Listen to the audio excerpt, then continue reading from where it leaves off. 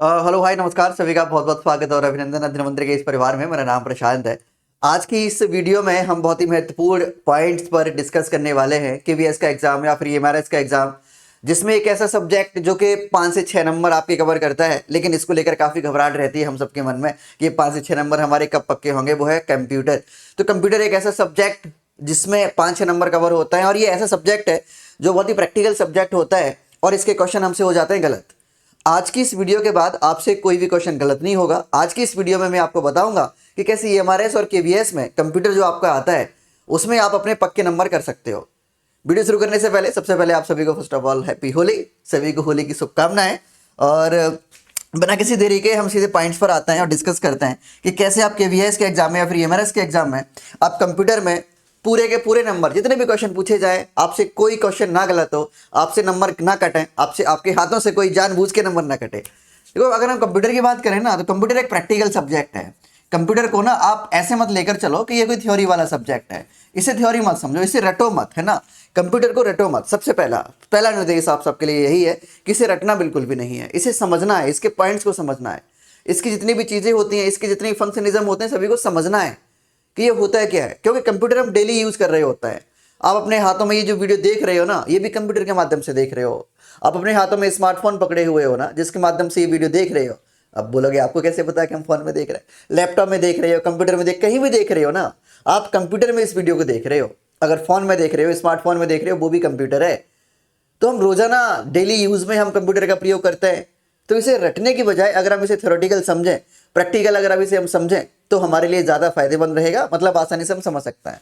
सबसे पहले मैं बात करता हूं कि कौन कौन सा पाठ्यक्रम, क्या सिलेबस आपको पढ़ना पड़ेगा, कौन कौन से पॉइंट्स आपको पढ़ने पड़ेंगे फॉर केवीएस या फिर एमआरएस। देखो, मैं आपको बता देता हूं, चाहे केवीएस का एग्जाम हो चाहे एमआरएस का एग्जाम हो, इनमें फंडामेंटल पूछा जाता है। कोई आपको कंप्यूटर इंजीनियर नहीं बनाया जा रहा है। आपको बेसिक कंप्यूटर की नॉलेज होनी चाहिए एज ए टीचर। एक टीचर को क्या नॉलेज होनी चाहिए? एक टीचर को डॉक्यूमेंट्स बनाने की नॉलेज होनी चाहिए, एक टीचर को पावर पॉइंट के बारे में पता होना चाहिए, एक टीचर को एमएस एक्सेल के बारे में थोड़ा बहुत पता होना चाहिए, वी लुकअप नहीं, बस थोड़ा बहुत पता होना चाहिए कि बच्चों का रिजल्ट कैसे तैयार किया जाएगा, पूरी क्लास का जो डेटा है वो कैसे समराइज किया जाएगा, कैसे रखा जाएगा, बस इतना पता होना चाहिए।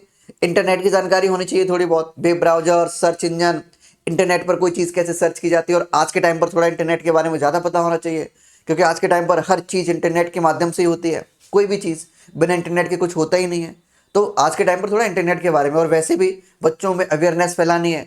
आजकल इंटरनेट फ्रॉड्स बहुत ज़्यादा हो रहे हैं, इंटरनेट चीटिंग्स बहुत ज़्यादा हो रही हैं, फिशिंग स्कैम्स बहुत ज़्यादा होते हैं। तो एज ए टीचर आप बच्चों को बताओगे कि बेटा इन जालों में नहीं फंसना है। तो अब इंटरनेट से, जो आपका टॉपिक है ना इंटरनेट, यहाँ से सवाल ज़्यादा पूछे जाने की संभावना है, क्योंकि अब इंटरनेट का प्रचलन पहले की बजाय बढ़ गया है ना। हम डेली यूज़ कर रहे हैं इंटरनेट का, और ज़्यादा यूज़ कर रहे हैं इंटरनेट का, ऐसे भी हम बोल सकते हैं। तो कौन कौन से टॉपिक्स आपको पढ़ने पड़ेंगे फॉर केवीएस एग्जाम? तो सबसे पहले टॉपिक समझिए, general concept of social networking. जो सोशल नेटवर्किंग चीज़ें होती है, जो सोशल नेटवर्किंग या सोशल मीडिया प्लेटफॉर्म्स होते हैं, जैसे आपका फेसबुक हुआ, ठीक है, जैसे इंस्टाग्राम हुआ, और भी ढेर सारी चीज़ें, यूट्यूब हुआ, ये सब सोशल मीडिया प्लेटफॉर्म्स क्या होते हैं? सोशल मीडिया प्लेटफॉर्म्स जहाँ एक से अधिक यूजर आकर आपस में मिल रहे होते हैं, वो सोशल मीडिया प्लेटफॉर्म्स होते हैं। तो उनके बारे में आपको पता होना चाहिए, वहां से क्वेश्चन पूछा जा सकता है। नेक्स्ट पॉइंट इन्होंने जो दिया है वो है एब्रीवेशन। जैसे डीवीडी का फुल फॉर्म पूछ लेंगे कि डीवीडी का फुल फॉर्म क्या होता है, सीडी का फुल फॉर्म क्या होता है ना, आईएसपी क्या होता है, आईएसपी का फुल फॉर्म क्या होता है, यूआरएल का फुल फॉर्म क्या होता है। तो आपको ये फुल फॉर्म, एचटीटीपी का फुल फॉर्म क्या होता है, एचटीटीपीएस का फुल फॉर्म क्या होता है, एसएमटीपी का फुल फॉर्म क्या होता है। तो एब्रीवेशंस पता होने चाहिए कंप्यूटर के। या फिर कुछ नाम ऐसे होते हैं जो आपको लगता है कि अपने आप में पूर्ण है, इनका कोई फुल फॉर्म नहीं हो सकता, लेकिन उनका कुछ और नाम होता है, उनका मीनिंग कुछ और होता है। जैसे हम बात करें वायरस की, तो वायरस लगता होगा कि इसका क्या एब्रीवेशन होगा। वायरस तो अपने आप में पूरा नाम है। वायरस का पूरा नाम होता है vital information resource under seize, कि वो किस पर्पस के लिए बनाया गया है वायरस। एब्रीवेशन का मतलब होता है कि ये जो चीज़ जो हम बना रहे हैं, स्पेसिफिक कोई चीज़ बना रहे हैं पर्टिकुलर, इसका उद्देश्य क्या है, किस पर्पस के लिए बनाई जा रही है। जैसे वायरस, वायरस भी बनाए जाते हैं, ऐसा नहीं है कि वायरस अपने आप ईजाद हो जाते हैं। लगता होगा वायरस को कौन ही बनाता होगा। वायरस बीमारी है एक प्रकार की कंप्यूटर की। जैसे हमारे अंदर वायरस आता है, वैसे कंप्यूटर में वायरस आता है। जैसे हमें बीमारी होती है, कंप्यूटर को बीमारी होती है, तो लगता होगा ये वायरस कौन ही बनाता होगा, ये तो बीमारी है कंप्यूटर। वायरस बनाए जाते हैं भैया, वायरस भी एक प्रकार के सॉफ्टवेयर होते हैं। तो वायरस का पूरा नाम vital information resource under seize, तो वायरस का पूरा मतलब ही इसका एब्रीवेशन हुआ, है ना। तो ये चीजें एब्रीवेशन पता होनी चाहिए। डॉस क्या होता है, डॉस DOS, तो ये एब्रीवेशन के बारे में आपसे पूछा जाएगा। Next is web technology. Web technology आज के टाइम पर तो टेक्नोलॉजी का जमाना है, बहुत बहुत मतलब आज के टाइम पर बिना टेक्नोलॉजी के कुछ है ही नहीं। तो टेक्नोलॉजी से एक क्वेश्चन आपका, एक दिया 2 क्वेश्चन आपके बनेंगे बनेंगे। Next point is history and evaluation of computer. ये बहुत ही महत्वपूर्ण टॉपिक है, यहाँ से एक क्वेश्चन आपका डेफिनेटली रहता ही रहता है, हर सेट में रहेगा। जैसे जनरेशन ऑफ कंप्यूटर के पहली पीढ़ी में कंप्यूटर में क्या यूज़ किया गया था, दूसरी पीढ़ी में क्या यूज़ किया गया था, तीसरी पीढ़ी में क्या यूज़ किया जाने लगा था, चौथी पीढ़ी में क्या यूज़ किया जाने लगा था। तो ये आपको पता होना चाहिए। मतलब हिस्ट्री की अगर बात की जाए, कब पहला कंप्यूटर कौन सा था, दुनिया का पहला इलेक्ट्रिक कंप्यूटर कौन सा था, आधुनिक कंप्यूटर जो हम यूज़ करते हैं इनपुट आउटपुट प्रोसेस, मतलब आज के टाइम का जो कंप्यूटर है वो IPO साइकिल पर काम करता है। मतलब हम कंप्यूटर को इनपुट देते हैं, कंप्यूटर प्रोसेस करता है और फिर आउटपुट दे देता है। तो इसकी पद्धति कहाँ से ईजाद हुई है, मॉडर्न टाइम का जो कंप्यूटर है वो किसने ईजाद किया था। तो ये हिस्ट्री पूछी जा सकती है आपसे, मतलब इससे क्वेश्चन बन सकता है। नेक्स्ट कंप्यूटर सॉफ्टवेयर, हाँ ये बहुत ही चाहीदा एक प्रकार से टॉपिक है कंप्यूटर फंडामेंटल का। बिना सॉफ्टवेयर के कंप्यूटर चल ही नहीं सकता है। जैसे मान लीजिए व्यक्ति है, कोई कितना भी सुंदर व्यक्ति है लेकिन उसके अंदर आत्मा नहीं है ना, तो किसी काम का नहीं है वो। ऐसे ही कंप्यूटर कितना भी अच्छा बना दिया जाए हार्डवेयर रूप से, लेकिन उसके अंदर सॉफ्टवेयर नहीं है, सॉफ्टवेयर बोले तो कंप्यूटर की आत्मा नहीं है, सोल ऑफ कंप्यूटर नहीं है, तो ये कंप्यूटर नहीं चलेगा। तो कंप्यूटर सॉफ्टवेयर के बारे में या यहाँ से एक क्वेश्चन बनेगा ही बनेगा। ठीक है, कंप्यूटर सॉफ्टवेयर ये बहुत ही महत्वपूर्ण टॉपिक रहता है। सॉफ्टवेयर 2 प्रकार के होते हैं मेनली, है ना, एप्लीकेशन और सिस्टम सॉफ्टवेयर। जब हम क्लासेस करेंगे वहाँ डिस्कस करेंगे, क्लासेस आपकी लगातार चली रही हैं वैसे, ठीक है। और बाकी जब हम पेड क्लासेस करते हैं या फिर हम पोर्टल पर क्लासेस करते हैं वहाँ तो इन्हें बहुत डीप से समझते हैं। एक एक टॉपिक 3-3 दिनों में हो पाता है। सॉफ्टवेयर में ना एक एक टॉपिक सॉफ्टवेयर मैंने 4-4 दिनों में पढ़ाया है।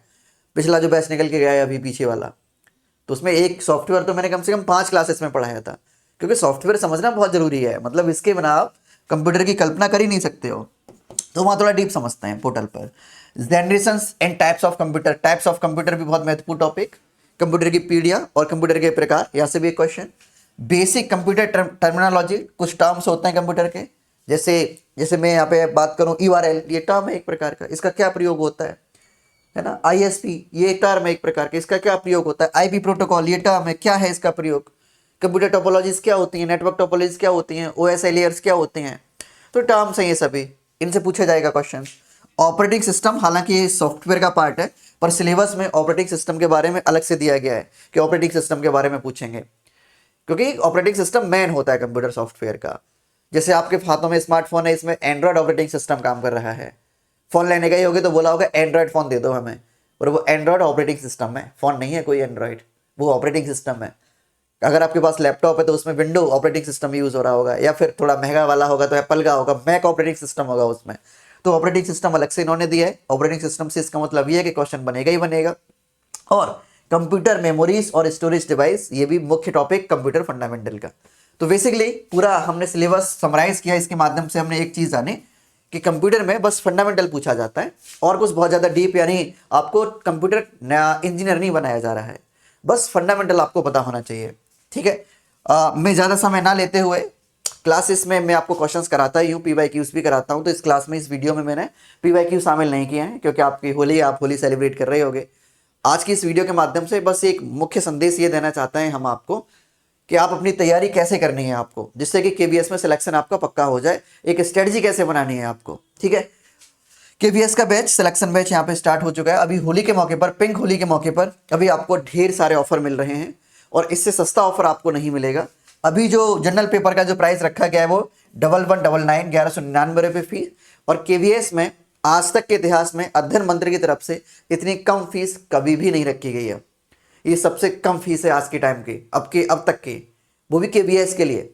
We are known for KVS के लिए अब तक की सबसे कम फीस है।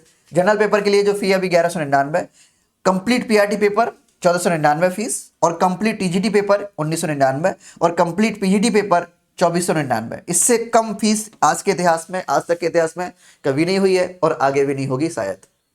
ठीक है, अधिक जानकारी के लिए आप इस नंबर पे कॉल कर सकते हो। नंबर में देता हूं आपको 9556 एंड 9557। ठीक है, 9557, इस नंबर पर आप कॉल कर सकते हो अगर कहीं भी आपको रुकावट आती है। तब बने रहिए अध्ययन मंत्र परिवार के साथ। अंत में एक बार फिर आप सभी को हैप्पी होली सेलिब्रेट कीजिए। केवीएस का नोटिफिकेशन आता ही होगा, बहुत जल्दी देखने को मिलेगा। एग्जाम इस बार निकालना ही है, केवीएस में सिलेक्शन आपको इस बार लेना ही है। वीडियो देखने के लिए धन्यवाद, थैंक यू।